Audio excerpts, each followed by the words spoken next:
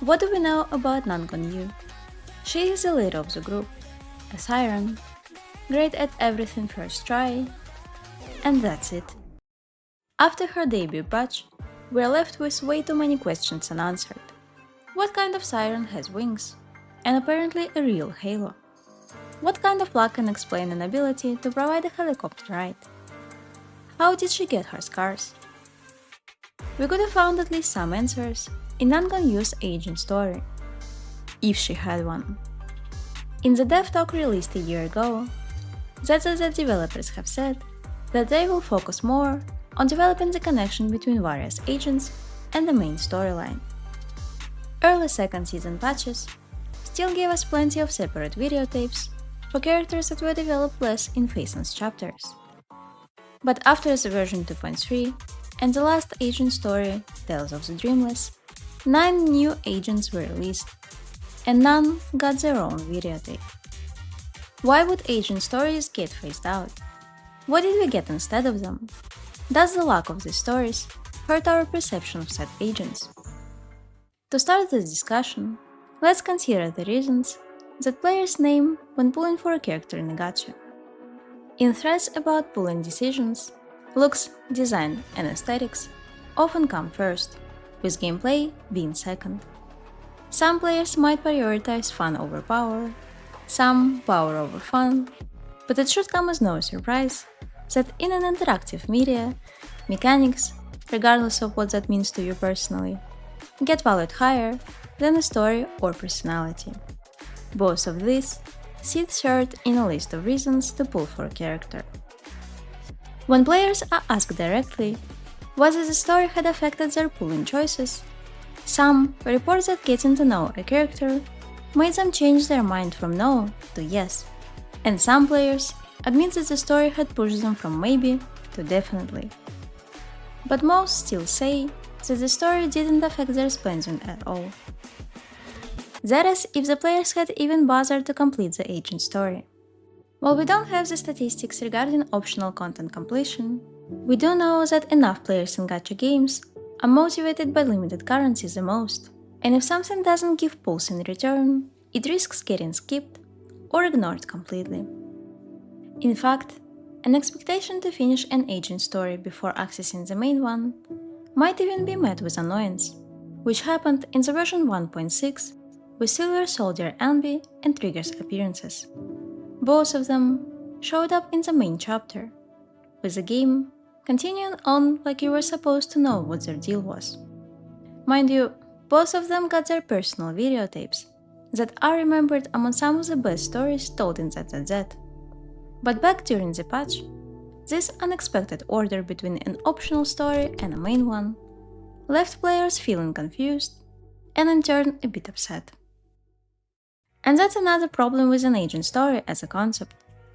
It has to make sense almost regardless of when it is told, and it has to work with minimal requirements to main plotline completion.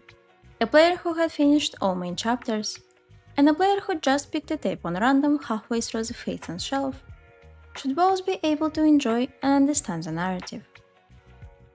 For the same reason, an agent story cannot leave a significant mark on the world, thus having to be entirely self-contained from start to finish. These restrictions, alongside rigid three-part structure of agent stories, lead to limited storytelling options. Half of the tapes are us following an agent on a special case they got at work.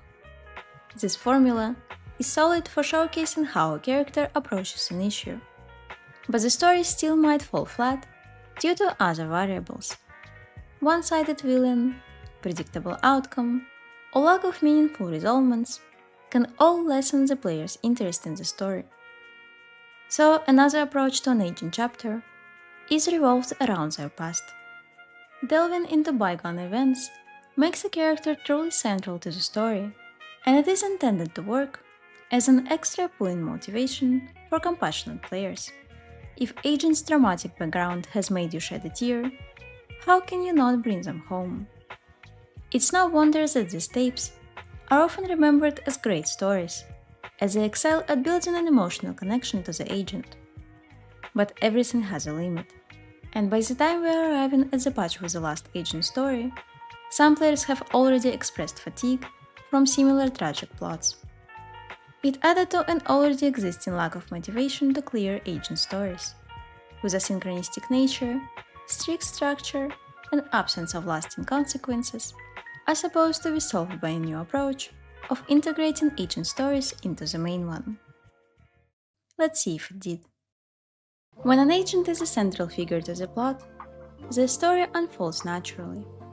Extreme case of such a story is Yeshun-Guan, who becomes the catalyst for Wi-Fi Peninsula events, and throughout the main plotline, you get to learn about her past, witness her present, and end with a solid idea about her future.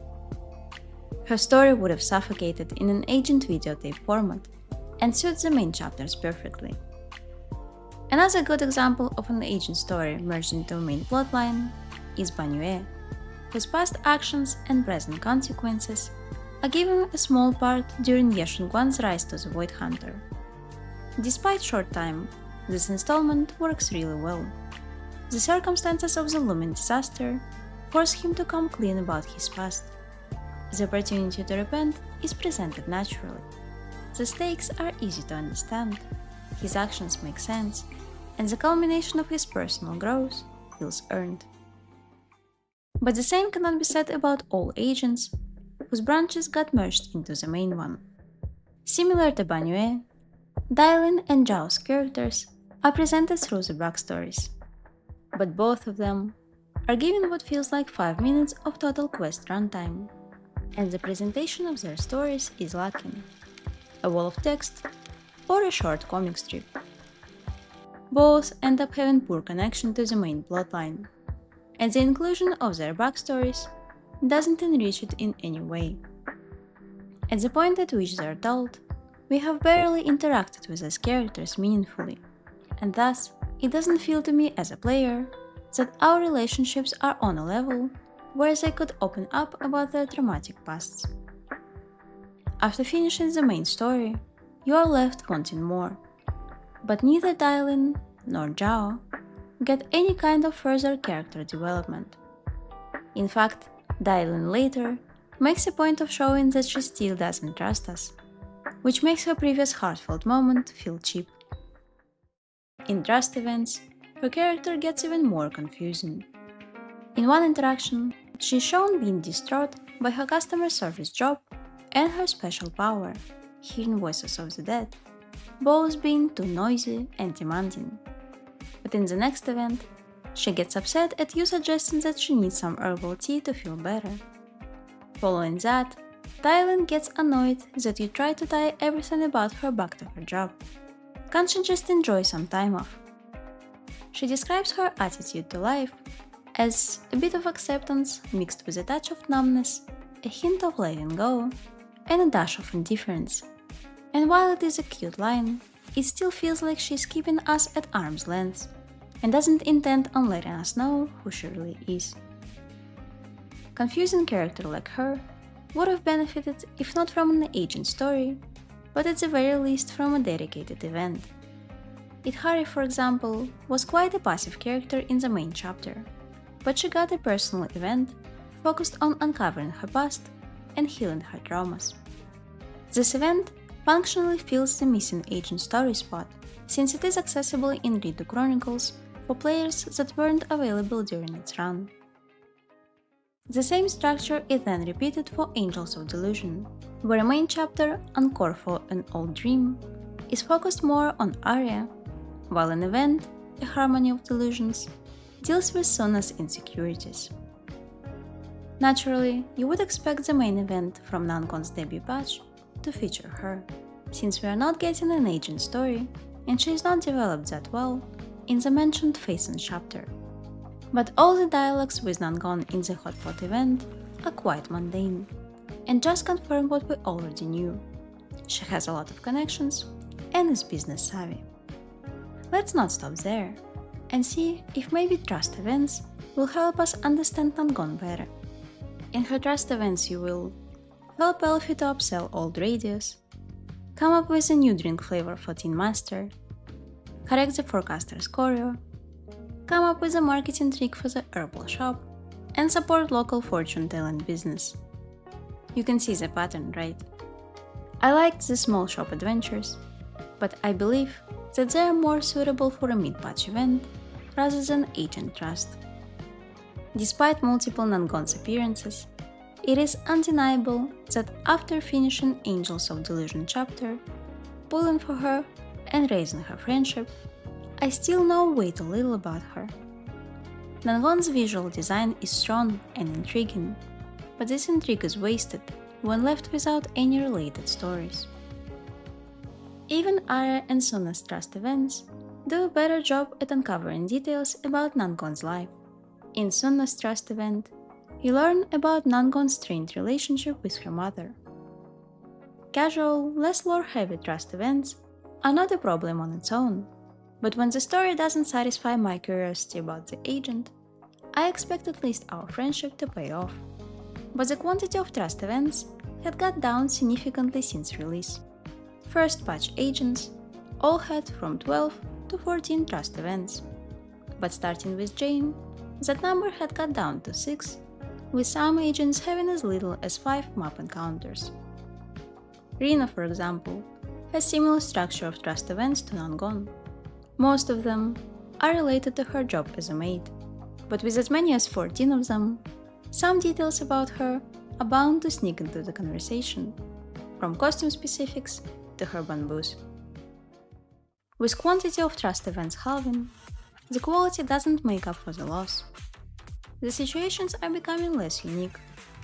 How many agents have you taken to Imch Hasien to hear how delicious their dishes are? How many agents have commented on the calming sound of waves in Fantasy Resort? If I asked you whose Trust commission these lines are from, would you be able to guess? The weather forecast was right! There's still a bit of clouds, but the stars are totally visible now. Now's the perfect time for stargazing. I was originally planning to spend the night here, but none of that matters now. Let's look at the constellations. Unless you remember that Alice's internet avatar is a constellation, you wouldn't be able to guess it. This conversation could have happened with at least half the agents released in the second season. Ideally, Trust events should provide another opportunity to put a character in situations that force to showcase their individuality, and they work the best when they build upon what we already know about an agent, helping us to see the world from that agent's perspective.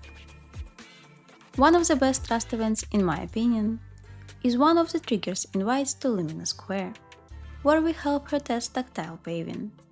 This interaction doesn't reveal anything you wouldn't already know about her, but it highlights Trigger's characterization as thoughtful older sister, while adding to the world building. Placing significant character information into Trust events can be detrimental to community's perception of said character, as they are only accessible to proxies who have already pulled for that agent. While players report story to be less impactful when it comes to pulling decisions than design or gameplay, we had certainly witnessed the opposite effect, when the lack of story significance or lore can affect characters' popularity negatively. Orpheus was arguably the most talked about design from the second season's trailer, but the awkward handling of her story had lessened players' interest in her. In the Do Not Go Gentle Into That Goodnight episode, Orpheus spills her origin story out of nowhere. But after the short dialogue, you're still left with many questions regarding Orpheus and Magus' situation. You can get more of the lore in a Trust event, but hiding it there divides the players into those who got to read the extended story and those who are left with no choice but to not care. Shallow presentation makes Orpheus and Magus' moment of unity irrelevant. The main mission had already resolved the conflict between them earlier with Proxy's help. Their characterization would have benefited from being shown in a separate story that could have focused on the struggles of piloting one body with their different life stories and temperaments, but the game doesn't let them have more than just a moment amid the tight action of the chapter. With an approach to mix agent videotapes into the main plotline, tried and trusted stories about traumatic past risk ruining the flow of the chapter. To go back to the dev talk mentioned in the video earlier, there is a line that goes, "The current narrative structure results in a weaker connection between plot points and a disjointed viewing experience." But what is the new structure, if not even more disjointed viewing experience? Agents recount their stories out of nowhere, often mentioning that they had already worked through their dramas and feel fine. Then why we are spending time on these stories in the middle of a much more serious issue? When the threat is imminent and deadline for World's End is closing in, a pause for reminiscing feels awkward, like a luxury we can't afford. With a wipeout of entire quarter at stake, an agent sat past misses the tone, and even comes off as self-centered. But speaking of self-centered, more than agent stories, I would like for special episodes to come back. The last tape to this shelf was added in 1.5 with Aster's release. And it is a shame, because special episodes, in theory, allow for more various storytelling by removing the proxy from the narrative completely. Jane's chapter Undercover R&B had given us a better insight into her character than some other agents had gotten in main chapters.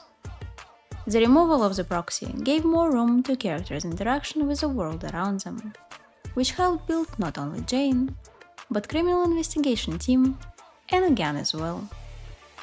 I've heard that some players didn't like the lack of connection between proxies and Jane, and I would like to ask these players now, how do they feel about dialing? An acknowledgement that proxies and an agent know each other is not the same as building meaningful relationships that are based on joint experiences and mutual understanding. I am, as a player, is a separate entity to Belle, and my personal connection to an agent matters to me more than hers. I will get an agent who pulls at my heartstrings well, but she might get an outright love confession, and I could still decide to skip that agent. Probably due to players' requests to feature Jane more, she did show up occasionally in later chapters, but none of her characterizations there comes off as strong as in Undercover R&B. So while some players hope that with Rose Califia being an island in the sky, we'll get to know Nangong more, I personally don't believe that it will happen. As ineffective it might be, an agent story is still a tool to sell you that agent. So if the window of sales is gone, and the attention is supposed to shift to a new character instead, there is no reason for that agent to show up for more than to fulfill a request that leads you into an embrace of a current featured unit. Some players were already getting their hopes up by expecting lore drops during Holo Champion competition that teased a lady with wings as a participant, but we all know who it ended up being. So if you were to ask me, I want more agent stories and special episodes. Even if I head into the patch already strong in my pulling decisions, the lack of the stories have affected my enjoyment from the game in general. The idea that an agent that I like might get reduced to a sad segment in the main plotline lowers my excitement for new chapters. Instead of anticipating new agent stories and lore, I hold my judgment and wait to see what I ended up being given. Would you like for more standalone agent stories? Do you feel satisfied with current narrative structure? Please leave your thoughts in the comments. I hope that you've enjoyed this video, and I will see you soon. Bye bye!